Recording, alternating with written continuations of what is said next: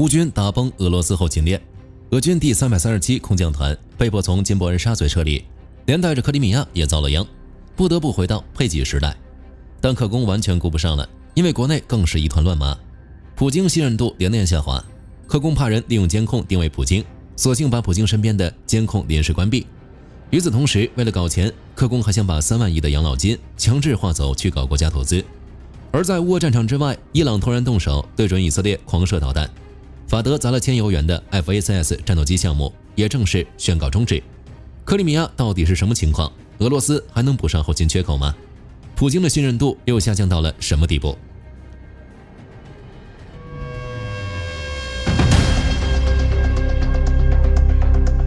金伯恩沙嘴从军事地图上看，它是第聂伯河三角洲深入海湾的一小块狭长沙洲，没有任何掩护，连一棵树都没有。对面就是乌军在奥恰科夫的阵地，根本不适合长期驻守。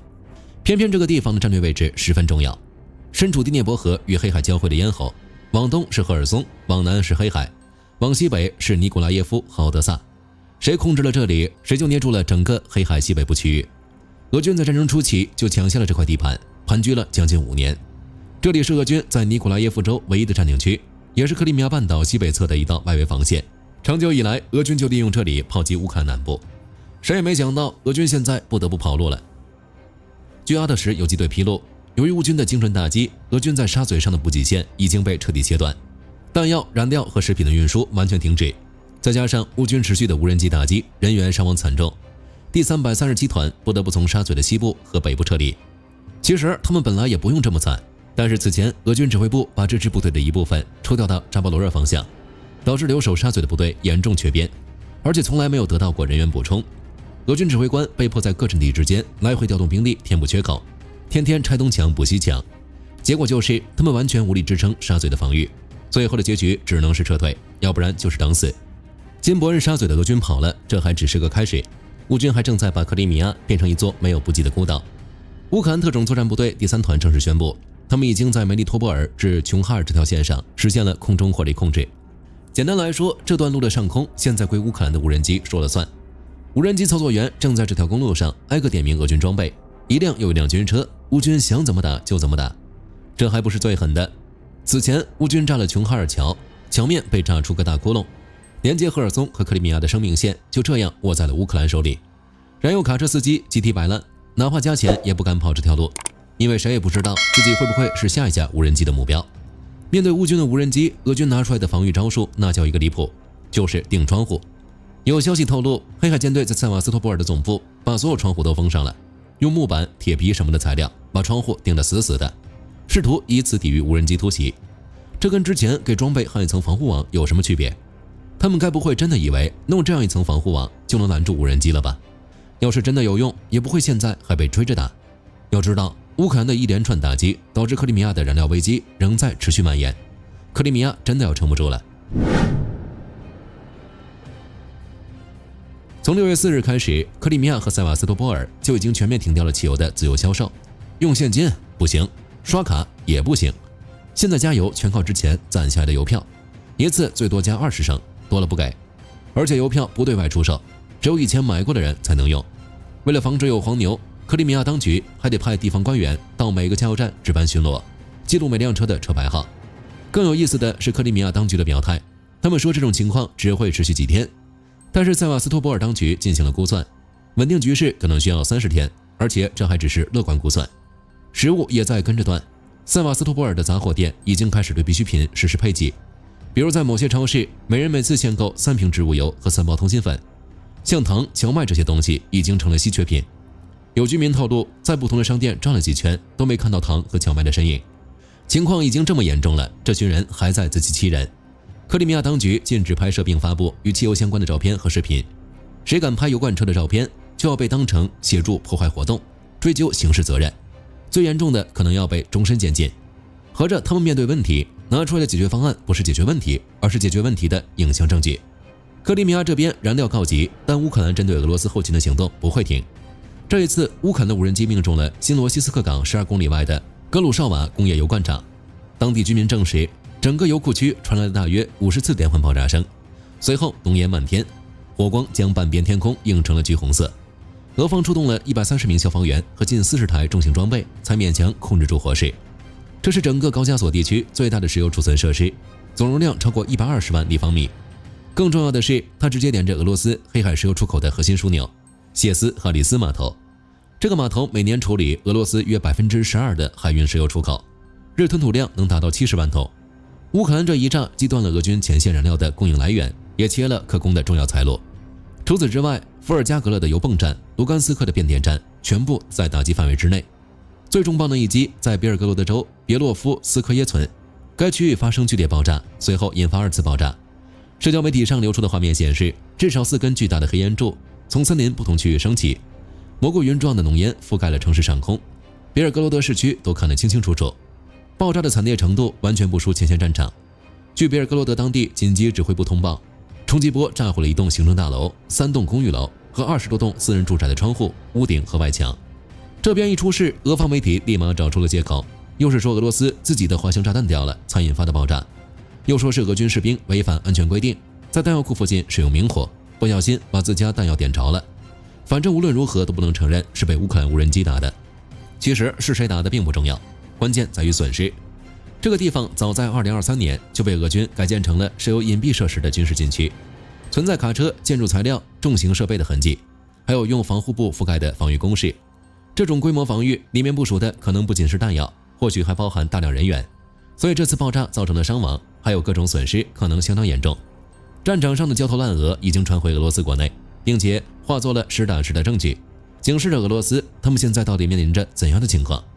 最严重的当然是俄罗斯人对普京的信任度还在持续下滑。俄罗斯国家民调机构全俄民意研究中心已经悄悄停止发布普京的开放式信任评级。什么叫开放式？就是事先不给任何提示，直接问受访者你信任哪些政治人物，随便说不限制。这个模式下，受访者完全不用违心的说出普京2个字，因此这个数据才算俄罗斯人最真实的反馈。在2026年4月初，普京的开放式信任评级已经暴跌至 29.5%， 这是2022年以来的最低点。要知道，就在2年前，2023年的3月，普京的开放式信任度还高达 49%。如果把时间拉回到2014年，这个数据更是达到了 68% 的峰值，几乎3倍于现在的水平。这已经说明了俄罗斯民众对普京的态度。克宫面对这些数字，第一反应就是，既然数字不好看，那就别公布了。没有这些数字，就不会存在数据不好看的情况。所以开放式信任评级的最后一次更新定格在了4月5日。与之相比，封闭式信任调查的数据数字就好看得多， 72.3%， 这个就是直接问人们你信不信任普京。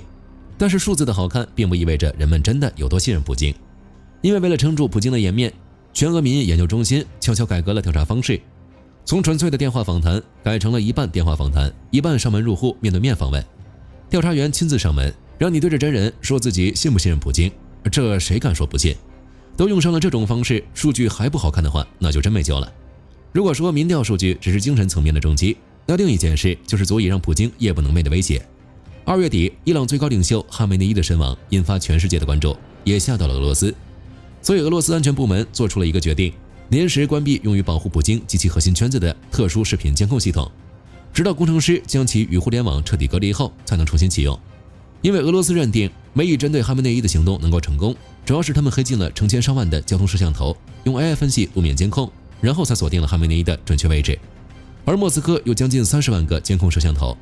按照梅伊那套玩法，这些眼睛随时可能变成刺向克宫的匕首，所以必须要改，最起码要让普京身边的特殊监控网络和那些摄像头分开独立运作。这样一看，也不怪普京天天躲在地下掩体里了。毕竟对于现在的他来说，身边任何人事物都有可能是针对他的工具。为了保住自己的小命，只能一边躲一边想尽办法扫清可能的威胁。比起保护普京的精细，在搞钱方面，克宫就粗暴多了。最近他们想了一个新招，动一动俄罗斯人的养老金吧。俄罗斯政府正在起草一项法律，要把大约3700万俄罗斯人的养老金储蓄自动转移到一个新的国家运营项目里，瞄准的目标是被他们称为沉默者的群体。这些人从来没主动选过私人养老基金，养老金一直在俄罗斯社会基金里躺着，归俄罗斯国有开发银行管理，总计大约3万亿卢布，换算下来是410亿美元。盯着这么一大笔钱，克宫眼都要绿了。反正财政上有这么大的窟窿要填，挪一挪又怎么样？你不选私人养老基金来帮你管钱，那就国家帮你选。你不签任何协议，那我们就自动给你转走。至于你是死是活，老了之后吃饭怎么办，那不是重点，重点是可供有钱了。与此同时，俄罗斯人自己也在干一件事，去银行排队取钱。据俄罗斯央行最新数据，5月的流通现金量增加了3812亿卢布，折合美元大约52亿，创下了自1995年有记录以来最大的5月现金增幅。加上前几个月俄罗斯银行系统外面的现金总量就已经增加了约 1.09 万亿卢布，折合136亿美元。这个现象说明现在的俄罗斯人已经不再信任银行，关键原因在于俄罗斯搞的互联网管控，超过40个地区在5月假期期间掐断了移动互联网，线上支付瘫痪。这种情况下，除了取现金也做不了什么。不过这也算明智之举，有养老金作为先例，说不准什么时候账户里的钱就被克工盯上了。俄罗斯在想方设法搞钱，而在另一片战场上，伊朗对以色列动手了。停火2个月后，伊朗说要报复以色列对黎巴嫩的突袭，所以在一夜之间向以色列发射了数波弹道导弹。革命卫队高调宣布，导弹命中了以色列北部的拉马特戴维空军基地，并声称这次行动是警告性打击。警告性这个词给火力军看笑了，说明伊朗人自己也心虚，知道这次动手的理由站不住脚。毕竟停火期间，以黎双方冲突不断，之前伊朗就没管过，也知道真的打起来自己肯定打不过，所以先给自己找个台阶下。事实也确实如此，虽然伊朗还在撂狠话，说如果以色列继续搞黎巴嫩，下一次就不是点到为止了，但是狠话归狠话，不影响他们火速跑路，放过一轮导弹就主动踩了刹车，说本轮军事行动到此为止，生怕真的打起来。不过以色列也不是吃素的，伊朗刚炸完，以军的多架战机就直扑伊朗境内，在西部和中部进行了一波袭击，把伊朗辛辛苦苦在重建的防空系统和导弹基础设施又给炸了一遍。伊朗西部领空紧急关闭，德黑兰国际机场全面停航，伊拉克、叙利亚也跟着宣布关闭空域，整个中东瞬间切换成高度警戒模式。眼看着局势又要彻底崩盘，特朗普出面了。据阿克西奥斯的报道，就在导弹你来我往的时候，特朗普给内塔尼亚胡先后打了2次电话，叫停以色列的行动。以色列起初不愿意，进行了一波报复，但是在特朗普的要求下，最后还是暂停了还击。短短24小时，中东差一点就再次陷入战火。不过从伊朗的行动也能看出来，他们的出发点不是真要和以色列撕破脸开战，而是利用导弹警告去拉高自己的身价。看特朗普的说法，美伊双方还在商定协议，按照伊朗以往的作风，可能是谈判的时候伊朗又吃瘪了。但最重要的是，这次双方能紧急刹车，靠的还是特朗普亲自下场压制住了以色列，否则一旦开打，伊朗能不能扛住攻势那就不好说了。在战场之外，欧洲也闹出了一件大事，价值1000欧元的 FCAS 战斗机项目正式宣告终止。到底是什么项目砸了1000欧元都能叫停？火力军先给大家科普一下 FCAS， 全称是未来空中作战系统，由马克龙和前德国总理默克尔在2017年共同发起，西班牙在2019年正式加入，3国合力打造一款属于欧洲自己的第6代战斗机，总投资高达1000亿欧元。它主打一个概念，以一款有人驾驶的第6代战斗机为核心，搭配无人机群和名为作战云的数字联网系统，把天上飞的、地上跑的、卫星拍的、雷达扫的全都实时打通，实现协同作战。